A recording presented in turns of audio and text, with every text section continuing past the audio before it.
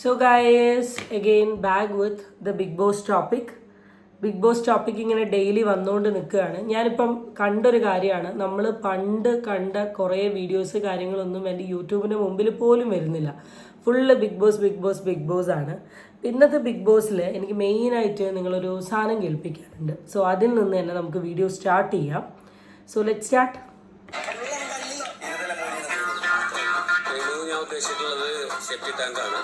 ഇത് പറഞ്ഞിട്ട് തന്നെ തുടങ്ങാം.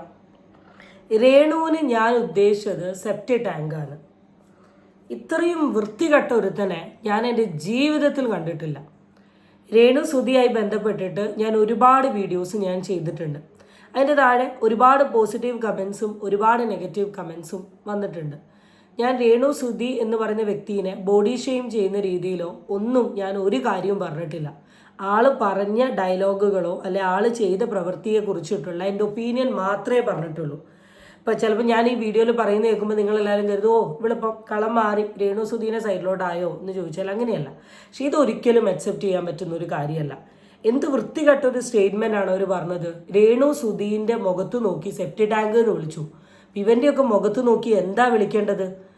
ഈ നമ്മളെപ്പോഴും നമ്മുടെ ഫോക്കസ് പോയിരുന്നത് നമ്മുടെ ഗുഡ് മോർണിംഗ് മലയാളം മാത്രമേ BB ഹൗസിൽ പറ്റൂ എന്ന് പറയുന്ന ഒരാളാണെങ്കിൽ അതിലും വലിയ BB ഹൗസിലെ വിഷമാണ് അക്ബർ എന്ന് പറയുന്ന ഒരാൾ.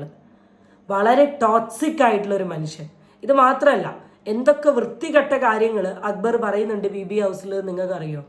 ഇപ്പോൾ ഈ റീസെൻ്റ്ലി കുറച്ച് ദിവസം മുമ്പ്, അല്ലെങ്കിൽ ഞാൻ കേൾപ്പിച്ചു തരാം ഒരു സാധനം, എന്തൊക്കെ വൃത്തികെട്ട കാര്യങ്ങൾ അക്ബർ വേറെ പറയുന്നുണ്ട് എന്നറിയോ? ഞാനിപ്പോൾ ഒരു കുഞ്ഞ് ക്ലിപ്പിങ്സ് ഞാൻ നിങ്ങൾക്ക് കേൾപ്പിച്ചു തരാം. എനിക്കറിയില്ല എത്ര പേര് ഇവരുടെ ശ്രദ്ധയിൽപ്പെട്ടിട്ടുണ്ട്, ബട്ട് ജസ്റ്റ് ഒന്ന് ലിസൺ ചെയ്ത് നോക്കൂ. മനസ്സിലായപ്പോൾ ആ കൃഷി അവിടെ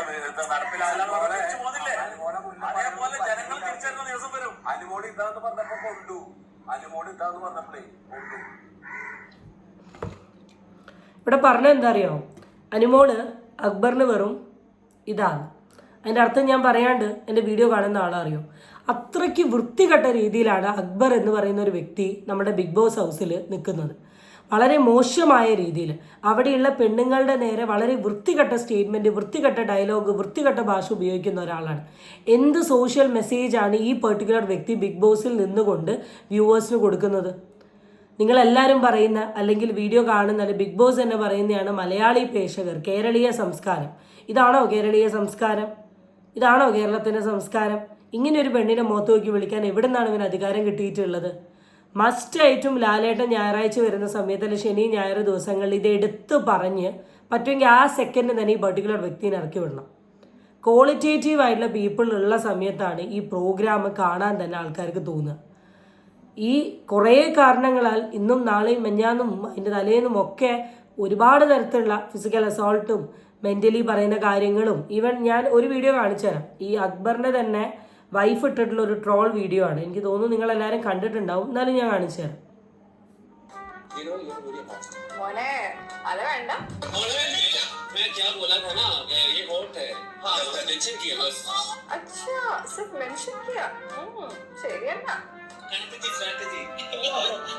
ഇതൊരു ട്രോൾ വീഡിയോ ആണ്, ഭാര്യ ഇറക്കിയിട്ടുള്ളതാ. അക്ബർ നമ്മുടെ ഗസലിനെ കണ്ടിട്ട് ഭയങ്കര ഹോട്ടാന്ന് പറയുന്ന ഒരു സാധനം. അപ്പോൾ അത് ചിലപ്പം ഒരു കമൻ്റ് ആക്കിയിട്ട് നിങ്ങൾക്ക് എടുക്കാം. അപ്പം ഭയങ്കര എന്താ പറയുക, കാണുന്ന സമയം തന്നെ ഈ പുള്ളിൻ്റെ വായിൽ നിന്ന് വരുന്നത് വളരെ വൃത്തികെട്ട വേർഡും വൃത്തികെട്ട ഡയലോഗും വൃത്തികെട്ട സ്റ്റേറ്റ്മെൻറ്റുമാണ്. ഒരു പെണ്ണിനെ എത്രത്തോളം നാണം കെടുത്താൻ പറ്റുമോ, എത്രത്തോളം കളിയാക്കാൻ പറ്റുമോ, എത്രത്തോളം പരിഹസിക്കാൻ പറ്റുമോ, എത്രത്തോളം പുച്ഛിക്കാൻ പറ്റുമോ, എത്രത്തോളം അസഭ്യവാക്ക് ചെയ്യാൻ പറ്റും, അങ്ങനെ ഒരു വ്യക്തിയാണ്. ഒരിക്കലും ഈ വ്യക്തിനെ ബിഗ് ബോസിൽ നിർത്തരുത് എന്നൊരു അഭിപ്രായമാണ് എനിക്ക് പേഴ്സണലി ഉള്ളത്. അപ്പം അതിൻ്റെ കാര്യത്തിൽ എന്തായാലും ഒരു തീരുമാനമാവും. ഞാൻ അതിൻ്റെ കുറേ കുഞ്ഞു കുഞ്ഞു വീഡിയോസൊക്കെ കണ്ടിട്ടുണ്ട്. നമ്മളുടെ രേണു സുധിക്ക് ഭയങ്കര സങ്കടമായിട്ടുണ്ട്. എന്നെ പല പല പേരുകളിൽ എന്നെ വിളിച്ചിട്ടുണ്ടെങ്കിലും എന്നെ ഇന്നേ വരെ ഇങ്ങനെ ഒരു പേര് വിളിച്ച് ഞാൻ കണ്ടിട്ടില്ല. ആദ്യമായിട്ടാണ് ഒരാൾ എന്നെ ഇങ്ങനെ വിളിക്കുന്നത്. ഇങ്ങനെയൊക്കെ എന്തൊക്കെയൊക്കെയോ പറഞ്ഞിട്ടുണ്ട്. ഓക്കെ, അപ്പോൾ അതാണ് സംഭവം. ഇനി അടുത്തൊരു കോമഡി കാണിച്ചു തരാം, കേട്ടോ.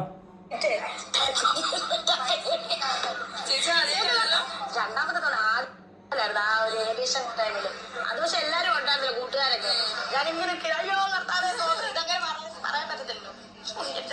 ഞാനൊക്കെ എന്റെ ചേച്ചി സീറ്റ് വെച്ചിട്ട് ദൂരം അറിയത്തില്ല. ദൈവമേ, എനിക്കറിയാം എന്റെ അടുത്തിരുന്നൊരു ഒരമ്മച്ചി ഉണ്ടായിരുന്നു. എനിക്ക് സീറ്റ് വെച്ചിട്ട് അറിയില്ല. അതിനെ ഇവിടെ തുറക്കാൻ പറ്റും. തുറക്കുന്നത് എവിടെയാ കുത്തണ്ടെന്ന് അറിയില്ല. ഞാൻ എന്തുകൊണ്ടാണ് അറിയോ ഈ ഒരു ടോപ്പിക്ക് റിയാക്ട് ചെയ്ത് പറഞ്ഞത്? കാരണം അന്ന് രേണു സുധി തന്നെ ഒരു ഇൻ്റർവ്യൂവിൽ ഫ്ലവേഴ്സിൽ വന്ന് പറഞ്ഞു, ഞാൻ ഏവിയേഷൻ കഴിഞ്ഞതാണ്, ഞാൻ തിരുവനന്തപുരം ബാംഗ്ലൂരൊക്കെ വർക്ക് ചെയ്തിട്ടുണ്ട് എന്ന് ഈ രേണു സുധി തന്നെ പറഞ്ഞു. അത് കഴിഞ്ഞ് വേറൊരു ഇൻ്റർവ്യൂവിൽ ആൾ വന്നിട്ട് പറഞ്ഞു, ഞാൻ +2 വരെയാണ് പഠിച്ചത്, അത് കഴിഞ്ഞുള്ളതിൻ്റെ സർട്ടിഫിക്കറ്റ് കാര്യങ്ങളൊന്നും എനിക്ക് കിട്ടിയിട്ടില്ല, കംപ്ലീറ്റഡ് അല്ല എന്ന് പറഞ്ഞു. ഈ രണ്ട് അഭിപ്രായം വന്ന സമയത്ത് എന്തിനാ കള്ളത്തരങ്ങൾ പറയുന്നേ എന്ന് പറഞ്ഞിട്ട് ഞാൻ തന്നെ ഒരു വീഡിയോ ചെയ്തിരുന്നു. ആ വീഡിയോൻ്റെ താഴെ കുറേ പോസിറ്റീവും എന്നാൽ ഒരുപാട് ഫാൻസിൻ്റെ നെഗറ്റീവ് കമൻസും വന്നു.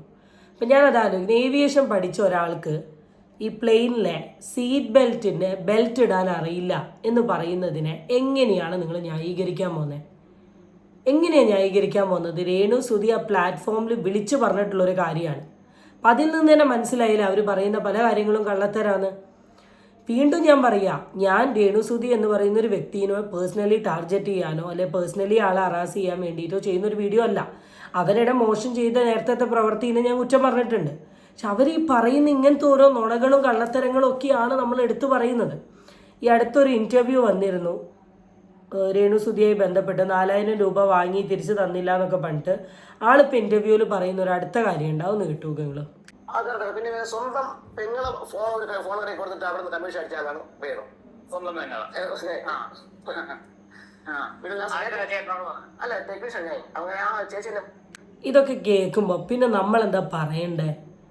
ഞാനിപ്പോൾ റീസെൻ്റ്ലി ഇട്ടിട്ടുള്ള കുറേ ഷോർട്സിൻ്റെ താഴെ ഞാൻ ഒരുപാട് നെഗറ്റീവ് കമൻസ് കണ്ടു. ഞാൻ ഇതൊന്നും മൈൻഡ് ചെയ്യില്ല, ഒന്നും ശ്രദ്ധിക്കലില്ല, മെയിനായിട്ട് ഇതിനുള്ള നേരമില്ല. കാണുന്ന കമൻറ്റുകൾക്കൊക്കെ റിപ്ലൈ കൊടുക്കാൻ തോന്നിയ റിപ്ലൈ കൊടുക്കും, ഇല്ലെങ്കിൽ ഞാനത് ഒഴിവാക്കി വിടും. ഇതാ പറഞ്ഞാൽ നിങ്ങൾ ഈ കാര്യങ്ങളൊക്കെ മനസ്സിലാക്കിയിട്ട് നിങ്ങളൊന്ന് സംസാരിക്കാൻ ശ്രമിക്കുക. വെറുതെ എന്തേലൊക്കെ വന്ന് സോഷ്യൽ മീഡിയയിൽ വന്നിട്ട് ഇങ്ങനെ ഗുണ പറഞ്ഞുകൊണ്ട് നിങ്ങൾക്ക് എന്ത് ബെനിഫിറ്റാണ് കിട്ടുന്നത്?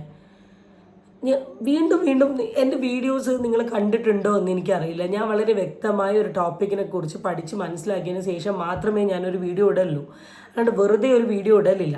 ഞാനൊരു വീഡിയോ ചെയ്യുമ്പോൾ ഞാൻ വീണ്ടും ചെക്ക് ചെയ്യും, എൻ്റെ കയ്യിൽ നിന്നൊരു ബാഡ് വേർഡ് പോയോ, ഞാൻ മോശമായിട്ട് എന്തെങ്കിലും പറഞ്ഞതിൽ എന്തെങ്കിലും തെറ്റുണ്ടോ എന്നുള്ള കാര്യങ്ങളൊക്കെ ഞാൻ ചെക്ക് ചെയ്യലുണ്ട്.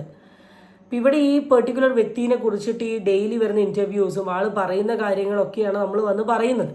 പക്ഷെ ഏറ്റവും വലിയ കോമഡി എന്താണെന്ന് വെച്ചാൽ സോഷ്യൽ മീഡിയയിൽ ഇമാതിരി ഒരു പുകച്ചിലുണ്ടാക്കിയിട്ടുള്ള രേണു സുധീൻ്റെ കയ്യിൽ നിന്ന് വലുത് പ്രതീക്ഷിച്ചിട്ടാണ് ബിഗ് ബോസുകാർ വരെ രേണു സുധീനെ വിളിച്ചത്. പക്ഷെ നിങ്ങൾ നോക്കിയാൽ കാണാം, രേണു എന്ന് പറയുന്നൊരു സ്പേസ് നമുക്ക് കാണാനേ ഇല്ല.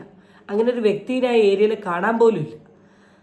അപ്പം അതുമായി ബന്ധപ്പെട്ടിട്ട് രേണു പറയുന്നൊരു കാര്യമുണ്ട്, ബിഗ് ബോസ് എന്ന് പറഞ്ഞാൽ ഫുള്ള് ക്യാമറയാണ്, ഇവിടെ കുറച്ച് കാലം അഭിനയിക്കാൻ പറ്റും, അത് കഴിഞ്ഞ് നമ്മളതിന് പിടിവിട്ട് പോയിട്ടുണ്ടേ നമ്മൾ എന്താന്നുള്ളത് ലോകം അറിയുന്നില്ല.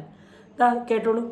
എന്തായാലും ഒത്തൊരുമിച്ച് ഒരു 100 ദിവസം വലിയ ടാസ്ക് തന്നെ. 100 ദിവസം ഒരു 5 ദിവസമൊക്കെ നിൽക്കുമ്പോൾ നമുക്ക് അതിന്റെ ബുദ്ധിമുട്ടറിയാം. നമ്മൾ കഷ്ടിച്ച് ഒരാഴ്ച നിന്നെന്ന് വെച്ചാൽ 2 ആഴ്ച നിന്ന് നമുക്ക് ക്യാമറയാണ് നമ്മുടെ സ്വഭാവം ഹൈഡ് ചെയ്യാൻ പറ്റും. ഇപ്പം ഇത് പറയുന്ന രേണു ചേച്ചി തന്നെ എങ്ങനെ ഹൈഡ് ചെയ്യുന്നില്ല എന്ന് അത്ര എല്ലാരും എക്സാക്ട്ലി ഇങ്ങനെയല്ല. പക്ഷെ 2 ആഴ്ച കഴിഞ്ഞ് കഴിയുമ്പോ അത് നമ്മുടെ പിടിവിടും.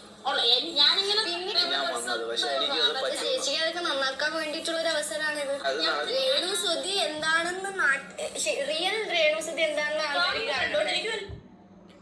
രേണു സുധി തന്നെ വളരെ വ്യക്തമായിട്ട് ഇതിൽ പറയുന്നുണ്ട്, ഞാൻ എൻ്റെ യഥാർത്ഥ സ്വഭാവം ഇവിടെ വന്ന് കാണിച്ചിട്ടില്ല, ഞാൻ വളരെ ഫേക്ക് ആയിട്ടാണ് നിൽക്കുന്നത്, വളരെ സൈലൻ്റ് ആയിട്ടാണ് നിൽക്കുന്നത്. ചിലപ്പോൾ ഒരു 10-14 ദിവസം എനിക്കിങ്ങനെ പിടിച്ച് നിൽക്കാൻ പറ്റും. അത് കഴിഞ്ഞാൽ ഓട്ടോമാറ്റിക്കലി എൻ്റെ പഴയ സ്വഭാവം എന്ത് ചെയ്യാം, പുറത്തോട്ട് വരണം. പുറത്തോട്ട് വന്നിട്ട് നിങ്ങൾ എന്താണെന്നുള്ള മനസ്സിലാക്കണം. ശരിക്കും this is a space for Renu Sudhi. Renu സുധിക്ക് ഞാൻ എന്താണെന്ന് കാണിക്കാനുള്ള ഒരു സ്പേസ്. അത് അഭിനയിച്ച് നിൽക്കാനൊന്നും ഒരു മനുഷ്യനെ കൊണ്ടും പറ്റില്ല. ഇപ്പോൾ ഈ അനു തന്നെ കരയില്ല എന്ന് പറഞ്ഞ് പോയിട്ട് ഇപ്പോൾ ഫുൾ ടൈം ഡെയിലി കരഞ്ഞുകൊണ്ട് നിൽക്കുകയാണ് അനുവിൻ്റെ. അപ്പോൾ ഇങ്ങനെ ഒരു അഭിനയിച്ച് നിൽക്കാൻ പറ്റുന്ന ഒരു സ്പേസ് അല്ല അത്. ഇപ്പോൾ നിങ്ങൾ എന്താണെന്നുള്ളത്, നിങ്ങൾ ചിലപ്പം ഇതിൽ കയറാൻ വേണ്ടിയിട്ടായിരിക്കും, സോഷ്യൽ മീഡിയയിലെ നിലനിൽപ്പിന് വേണ്ടിയിട്ട്, ഇങ്ങനെ പല കാരണത്താലായിരിക്കാം നിങ്ങൾ എന്ത് ചെയ്യുന്നത്, ഇങ്ങനെ പല കോൺട്രവേഴ്സീസും പല നെഗറ്റീവും പലതും പറഞ്ഞിരിക്കുന്നത്. പക്ഷെ ഇപ്പം നിങ്ങൾക്കൊരു സ്പേസ് കിട്ടിയിട്ടുണ്ട് നിങ്ങളുടെ സത്യാവസ്ഥ തെളിയിക്കാൻ വേണ്ടി. ഇതിലെങ്കിലും നിങ്ങൾ കുറച്ച് ജെനുവിനായി നിന്നുകൊണ്ട് നിങ്ങളുടെ സത്യം സൈഡ് എന്താണെന്നുള്ളത് കാണിച്ചിട്ടുണ്ടെങ്കിൽ ഇപ്പോൾ വന്ന് ഈ നെഗറ്റീവ് സൈഡ് ഫുൾ കംപ്ലീറ്റ്ലി മാറി നല്ലൊരു പോസിറ്റീവ് സൈഡ് നിങ്ങൾക്ക് ഉണ്ടാക്കാൻ പറ്റും. പക്ഷെ അതിന് നിങ്ങൾ തന്നെ ശ്രമിക്കണം. കഴിഞ്ഞ ദിവസം നടന്ന ടാസ്കിൽ നിരവധി പേര് ചൂണ്ടിക്കാണിച്ച ഒരു കാര്യമാണ് രേണു സുധി ഒട്ടും ആക്റ്റീവ് അല്ല എന്നുള്ളത്. രേണു സുധി എന്തെങ്കിലും ഒന്ന് ചെയ്താൽ അത് ഉറപ്പായിട്ട് എപ്പിസോഡിൽ വരുന്നുണ്ട്. കാരണം നെഗറ്റീവ് ഓർ പോസിറ്റീവ് രേണു സുധിയുടെ കോണ്ടന്റുകൾ കാണാൻ കാഴ്ചക്കാരുണ്ട്. ഇത് മനസ്സിലാക്കാതെ ബിഗ് ബോസ് വീട്ടിനകത്ത് താൻ എന്തിനു വന്നു, ആർക്ക് വേണ്ടി വന്നു, എന്താണ് ചെയ്യേണ്ടത്, ഇതൊന്നും മനസ്സിലാകാതെ ഇങ്ങനെ വണ്ടർ അടിച്ച് നടക്കുന്ന ഒരു വണ്ടർ വുമണായിട്ടിരിക്കുകയാണ് നമ്മുടെ രേണുസുതി. സോഷ്യൽ മീഡിയ ഫുള്ള് തിരഞ്ഞിട്ടുണ്ടെങ്കിൽ രേണുസുതിനെ കുറിച്ചിട്ട് ഈ ഒരു അഭിപ്രായം മാത്രമേ കാണാനുള്ളൂ. രേണുസുതി പ്രത്യേകിച്ച് ഒന്നും കോൺട്രിബ്യൂട്ട് ചെയ്യുന്നില്ല. അവിടെ രേണുസുതി കോൺട്രിബ്യൂട്ട് ചെയ്യായിട്ടോ അല്ലെങ്കിൽ നിങ്ങൾ പറഞ്ഞ പോലെ വണ്ടർ വുമണായി നിൽക്കുന്ന സീനൊന്നുമല്ല. രേണുസുതിക്ക് അറിയാം എനിക്ക് അത്യാവശ്യം നല്ല ഹെയ്റ്റോട് കൂടിയാണ് ഞാൻ ബിഗ് ബോസിൽ കയറിയിട്ടുള്ളത്. ഇപ്പം എന്നെ സ്നേഹിക്കുന്ന കുറച്ച് ആൾക്കാർ ബിഗ് ബോസിലുണ്ട്. എൻ്റെ തനി നിറം ഞാൻ ഈ ബിഗ് ബോസിൽ കൊണ്ടുപോയി കാണിച്ചിട്ടുണ്ടെങ്കിൽ ഈ സ്നേഹിക്കുന്ന ടീമും കൂടെ എന്നെ ചവിട്ടി താഴ്ത്തും എന്നുള്ളൊരു തിരിച്ചറിവ് കൊണ്ട് മാത്രം സൈലൻ്റായി നിൽക്കുകയാണ്. ഒരു 2-3 ആഴ്ച കഴിയുമ്പം രേണുസുതിയുടെ തനി നിറം നമുക്ക് എന്തായാലും പുറത്തു വരും. ഞാൻ വീണ്ടും പറയുകയാണ്, അക്ബർ കാണിച്ചത് വലിയൊരു മിസ്റ്റേക്കാണ്. That must be punishable. Punish ചെയ്തേ സാധിക്കും. അടുത്ത ലാലേട്ടൻ്റെ ഒരു എപ്പിസോഡിൽ ഇതിനുള്ള ഒരു തീരുമാനം കൂടെ ലാലേട്ടൻ ആക്കണം എന്നൊരു അഭിപ്രായമാണ് എനിക്കുള്ളത്. സോ നമുക്ക് അടുത്ത വീഡിയോ വീണ്ടും കാണാം. ബൈ.